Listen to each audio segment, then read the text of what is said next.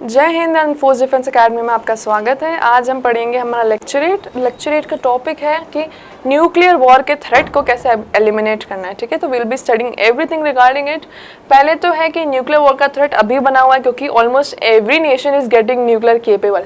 ठीक है, तो यूएस और नॉर्थ कोरिया के टाइम पे ठीक है अभी बहुत ज़्यादा क्लैशेस हो रहे थे in the past, that is why बहुत ज़्यादा ऐसा लग रहा था कि यार अब न्यूक्लियर वेपन इस्तेमाल हो जाएगा, अब हो जाएगा, बट होपफुली ऐसा कुछ नहीं हुआ। Not just this incidents, but in many situations there are fears of nuclear war. ठीक है, अब हम न्यूक्लियर थ्रेट के जो है कॉजेस देख लेते हैं कि इतना क्यों बढ़ रहा है। ओके, पहले जो है किंग्स बहुत अच्छी स्ट्रॉन्ग आर्मीज रखते थे, अलग अलग वेपन्स उनके लाइक तलवार वगैरह, भाला एंड ऑल ऑफ दैट ये रखते थे। ठीक है, अपनी आर्मी स्ट्रॉन्ग करने के लिए, दूसरे कॉम्पिटिटर्स को डराने के लिए। अब जो है अब नेशन रखता है न्यूक्लियर वेपन। ठीक है, तो इक्विवेलेंट ही हो गया। Nations that are possessing nuclear weapon justify their action with the reason that it will help them to safeguard themselves. तो अब जिन नेशन के पास न्यूक्लियर वेपन है उन्होंने इसलिए रखा हुआ है क्योंकि वो बोलते हैं कि अगर हम नहीं रखेंगे तो जिनके पास न्यूक्लियर वेपन है वो हम पर अटैक कर देंगे। ठीक है, पावरफुल नेशन जो है न्यूक्लियर वेपन पजेस करते हैं। Other countries are also producing and importing them, hence it is leading to rising nuclear weapons.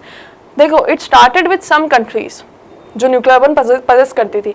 अब वो आते आते इतनी सारी कंट्रीज के पास न्यूक्लियर वेपन होने लग गया है कि अगर जरा भी वॉर कुछ इंटेंस हो गया और किसी एक भी नेशन ने न्यूक्लियर वेपन इस्तेमाल कर दिया तो it will lead to a domino effect with everybody using the nuclear weapon and this entire globe, पूरा human population will just wipe out.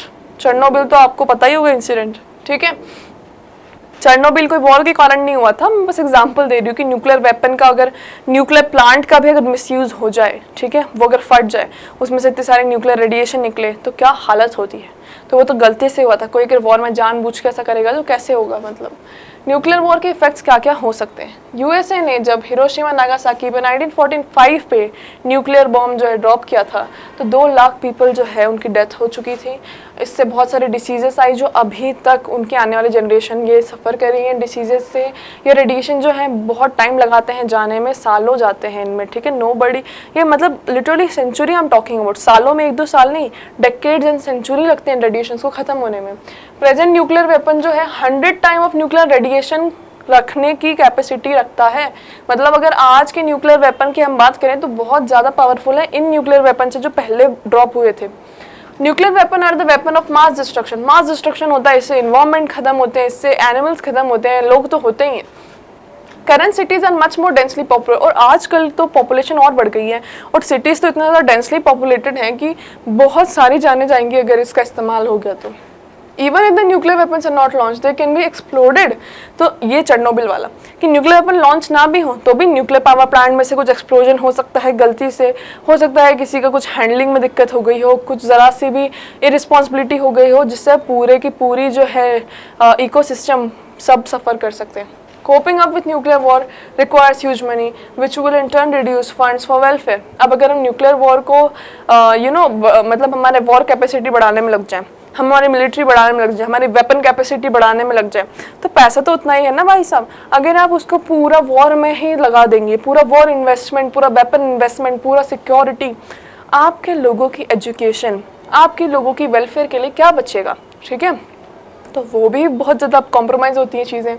अब हम न्यूक्लियर वॉर का जो है थ्रेट कैसे एलिमिनेट कर सकते हैं। जो नेशन पजेस करें न्यूक्लियर वेपन वो are not participating in the talks of treaty to eliminate weapons of mass destruction, तो उनको हमें पार्टिसिपेट करवाना है। ठीक है, जिनके पास न्यूक्लियर वेपन है उनको हमें इनकरेज करना है कि अपने न्यूक्लियर वेपन त्यागें, एग्रीमेंट साइन करें और फिर ये एक चीज़ लें, प्रण लें अपने साथ वाली कंट्रीज के साथ कि you will never be using these nuclear weapons in destructive manner.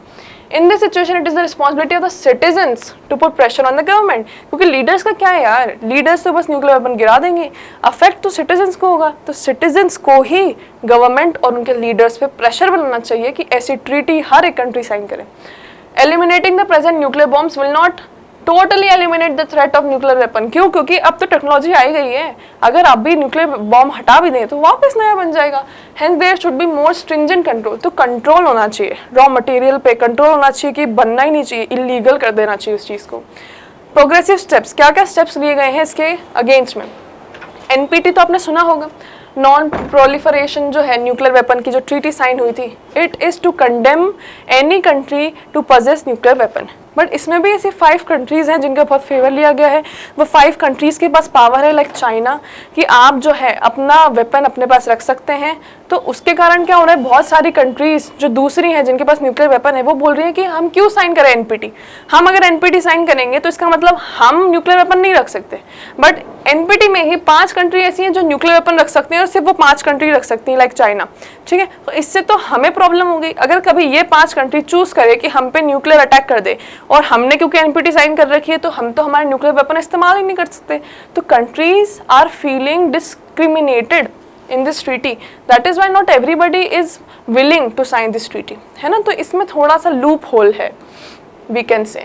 तो this was all for nuclear war कैसे एलिमिनेट करना है। तो यार देखो, खुद के सजेशन भी दे सकते हैं कैसे एलिमिनेट करना है। ये जो टॉप 5 जो फेवर्ड कंट्रीज हैं जो एनपीटी में जिनको पूरा स्पेस मिल रहा है कि हाँ भाई तुम रखो और तुम चला भी देना कभी हो तो हम कुछ नहीं बोलेंगे, दैट इज रॉन्ग। जब भी कोई ट्रीटी आ रही है ना, एग्रीमेंट आ रही है कि कोई भी कंट्री न्यूक्लियर वेपन पोजेस नहीं करेगा, मतलब कोई भी कंट्री नहीं करेगा, no matter the strongest, no matter the most developed, कोई भी कंट्री नहीं करेगा।